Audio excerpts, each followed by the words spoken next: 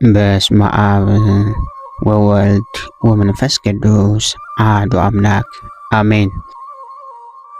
እንኳን በጥር 21 ቀን ለከበረች ለእመቤታችን ለቅድስት ድንግል ማርያም የዕረፍቷ መታሰቢያ በዓል የሮሜ ሀገር ንጉሥ የዘይኑን ልጅ የከበረች ቅድስት ኢላርያ የዕረፍቷ መታሰቢያ በዓል የኑሲስ ኤጲስቆጶስ የባስልዮስ ወንድም የከበረ ቅዱስ ጎርጎርዮስ የዕረፍቱ መታሰቢያ በዓል የካህኑ ቄልቅዮ ልጅ ታላቁ ነቢይ ኤርምያስ የዕረፍቱ መታሰቢያ በዓል በሰላም አደረሳችሁ አደረሰን። በዓለ አስተርዮ ማርያም ጥር 21 ቀን በዚች ቀን አምላክን የወለደች ለእመቤታችን ለቅድስት ድንግል ማርያም የዕረፍቷ በዓል መታሰቢያ ነው። ያን ጊዜ እመቤታችን በልጇ በጌታችን በፈጣሪያችንና በመድኃኒታችን ኢየሱስ ክርስቶስ በከበረ መቃብሩ ቦታ ትጸልይ ነበር። ከዚህም ዓለም እንደምትለይ መንፈስ ቅዱስ ነገራት። ከዚህም በኋላ ከደብረ ዘይት ደናግል መጡ። ጌታችን ነግሯቸዋልና እርሷም ነገረቻቸው።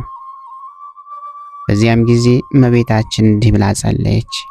ልጅ ወዳጄ ጌታዬና ፈጣሪ ኢየሱስ ክርስቶስ ሆይ ልመናዬን ተቀብለ ደቀ መዝሙርህን ዮሐንስን በዚህ ሰዓት አምጣው። እንዲሁም ሕያዋን እንደሆኑ ሐዋርያትን ሁሉንም ነፍሳቸውን የለይሃቸውን አምጣቸው። አንተ የሕያዋንና የሙታን አምላክ ነህና ላንተም ምስጋና ይሁን ለዘላለሙ አሜን አለች። በዚያም ጊዜ በመንፈስ ቅዱስ ትእዛዝ ከኤፌሶን ሀገር ዮሐንስን ደመና ተሸክማ ወደ እመቤታችን ማርያም አደረሰችው። ሰገደላትና በፊቷ ቆሞ እንዲህ አላት፣ ሰላምታ ይገባሻል። ጌታችንን ፈጣሪያችንንና መድኃኒታችንን ኢየሱስ ክርስቶስን የወለድሽው ጸጋን የተመላሽ ሆይ ደስ ይበልሽ። አንቺ ከዚህ ዓለም ተለይተሽ በክብር በምስጋና ወደ ዘላለም ሕይወትሽ ትሄጃለሽና አላት።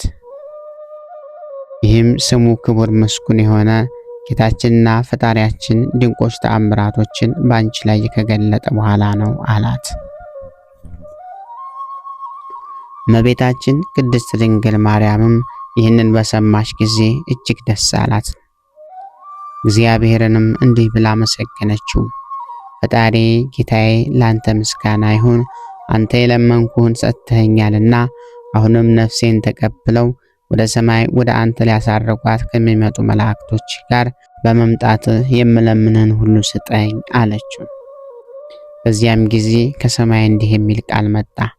እነሆ አሁን መላእክት ይደርሳሉ፣ ሐዋርያትም ሁሉ ከምድር ዳርቻ በደመና ተጭነው ለሰማይ ለምድር ጌታ ለኢየሱስ ክርስቶስ እናቱ ወደ ሆነች ወደ ቅድስት ድንግል ማርያም ይደርሳሉ አላት። ወደ አሁኑ ሁሉም ሐዋርያት የሞቱትም ከመቃብራቸው ተነስተው ወደ እመቤታችን ወደ ቅድስት ድንግል ማርያም ደርሰው ሰገዱላት። አምላካችን ከአንቺ የተወለደ ጸጋን የተመላሽ ሆይ ደስ ይበልሽ፣ እርሱ ከዚህ ዓለም ለይቶ ቃል ኪዳን እንደሰጠሽ በክብር በምስጋና ከእርሱ ጋር ያሳርግሻልና አሏት። በዚያም ጊዜ እመቤታችን በአልጋዋ ላይ ተቀመጠች።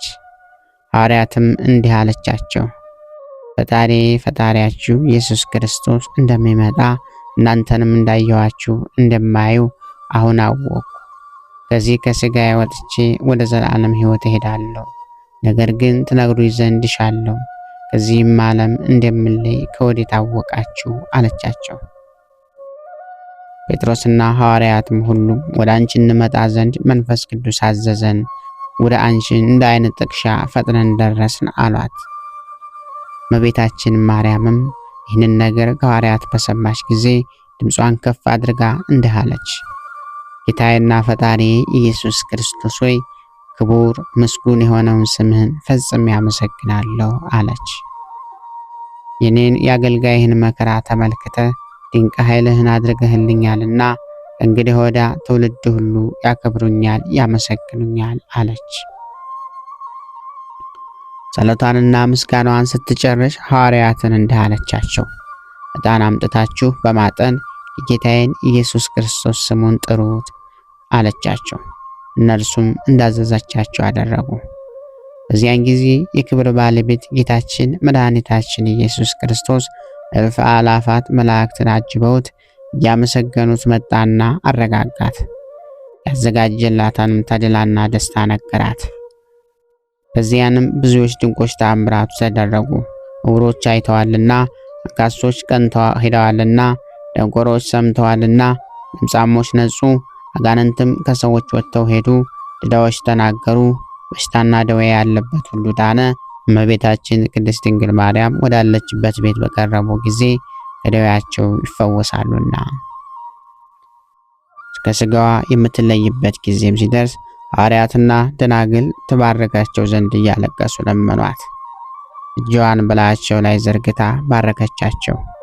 በዚያንም ጊዜ ጌታችን ንጽሕት ነፍሷን ከሥጋዋ ለይቶ በመለኮታዊ እጆቹ ይዞ በብርሃን ልብስ አጎናጽፎ ወደ ከፍተኛ መኖሪያ ከእርሱ ጋር አሳረጋት። ሥጋዋን ግን እንደሚገባ ገንዘው ወደ ጌቴሴማኒ ተሸክመው እንደወስዷት ሐዋርያትን አዘዛቸው። ነፍሷ ከሥጋዋ ከመውጣቱ በፊት በሰው አንደበት ይህ ነው ተብሎ የማይነገር ብርሃን እያየች ነበር።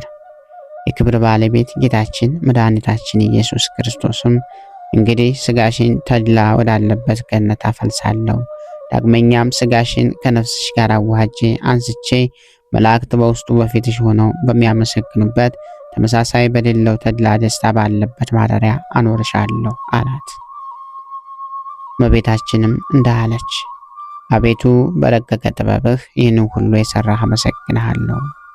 ሁለተኛም ልመናዬን ትሰማ ዘንድ እለምንሃለሁ። በስሜ ወደ አንተ የሚለምነውን ሁሉ ልመናውን ተቀብለህ በመከራም ውስጥ ሆኖ ስሜን ጠርቶ ወደ አንተ የሚለምነውን ከመከራው ሁሉ አድነው አለችው።